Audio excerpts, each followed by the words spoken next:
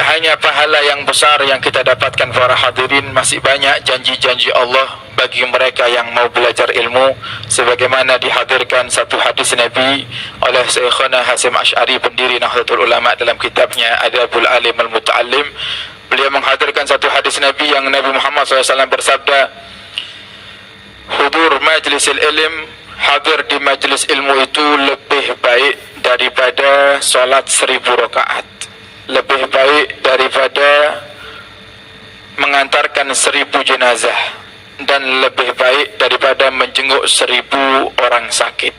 Yang tentunya tidaklah ibadah-ibadah ini disebutkan oleh Nabi dan dijadikan satu pacuan oleh Nabi kita Muhammad SAW kecuali karena besarnya pahala.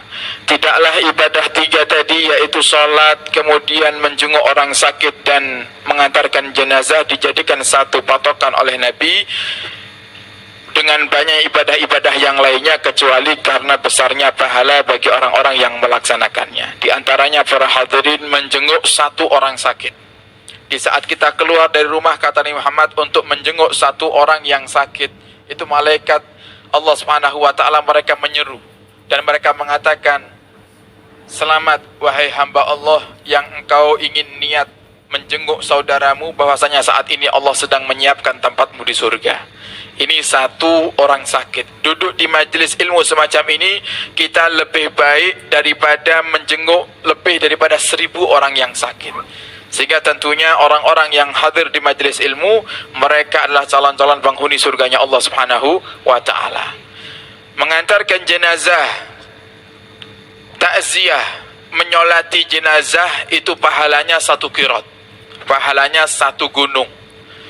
Ditambah dengan mengantarkan jenazah sampai ke kuburnya, pahalanya ditambah lagi satu qirat, berarti dua gunung.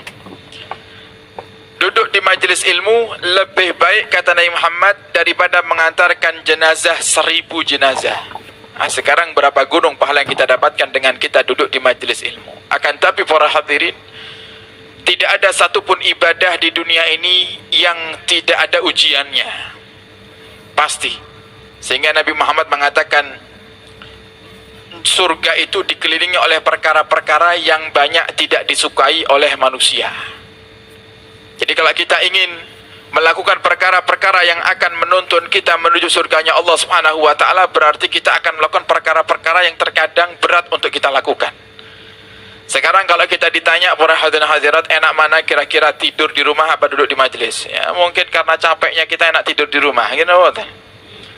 Yang muda-muda enak mana kira-kira, ngopi sambil wifi-an timbangannya duduk di majelis? Ya mungkin kalau hawa nafsu kita bilang ngopi duduk di warung itu lebih enak daripada di majelis. Apalagi sekarang musim Piala Dunia, waduh, majelisnya jadi berat. Mau majelisan, waduh, ini kok pas jadwalnya pas majelisan nih, wis bulan sesuk wae, nah, kan gitu. Bulan depan kan insya Allah Piala Dunia sudah selesai ya. Bulan depan aja kita ngajinya. Nah, kenapa? Karena ada perlawanan, segala ibadah itu pasti perlu perlawanan. Nah, sehingga duduk di majelis semacam ini pun juga butuh perjuangan. Panjenengan berangkat dari rumah, ada yang berjalan kaki, ada yang rumahnya jauh, masya Allah, datang ke sini ingin majelisan, membutuhkan biaya, lelah seharian kerja, tetap hadir majelis. Semuanya tidak akan ada sedikit pun yang luput daripada pandangan Allah Subhanahu wa ta'ala.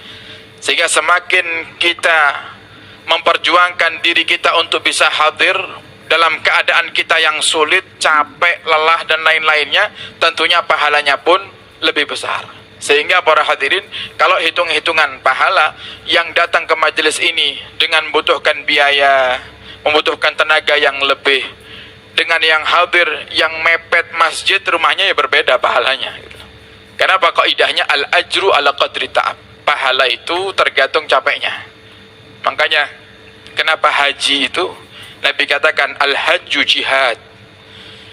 Haji itu pahalanya seperti orang yang berjihad. Kenapa? Karena jihad itu capek.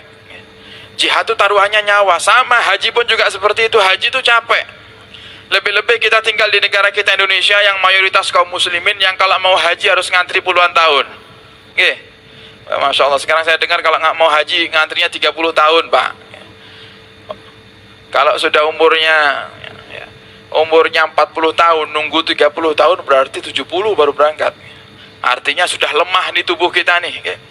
Capek kita. Makanya dengan haji tersebut banyak kejadian-kejadian musibah-musibah yang terjadi beberapa tahun lalu. Desak-desakan masuk ke Mina, kemudian jumrah, ya. Untuk lempar jumrah, akhirnya ada yang terinjak-injak sampai akhirnya mati. Semuanya syahid.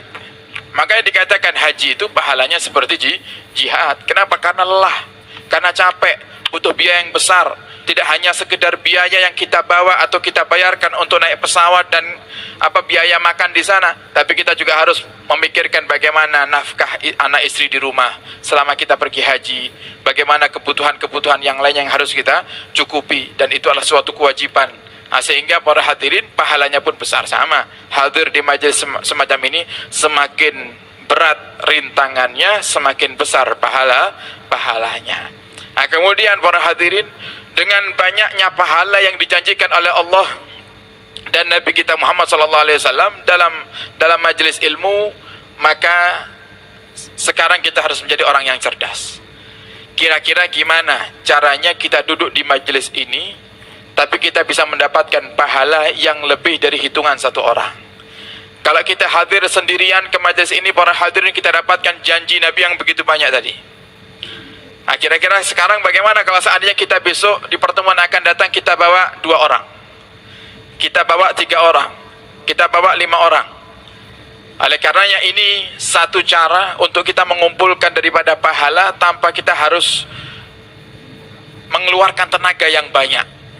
Dengan apa diantaranya? Mengajak orang lain untuk ikut berbuat kebaikan seperti yang kita lakukan. Kalau panjenengan saat ini hadir di rumah Allah untuk belajar bersama daripada hadis-hadis Nabi Muhammad SAW, sekarang ayo kita pikirkan gimana caranya agar tidak mendapatkan pahala sendirian kita. Misalnya kita ajak anak kita ajak tetangga kita, apalagi yang sudah punya kendaraan roda 4, ayo kita jadikan kendaraan-kendaraan kita sebagai wasilah untuk mengantarkan kita ke dalam surganya Allah Subhanahu wa ta'ala.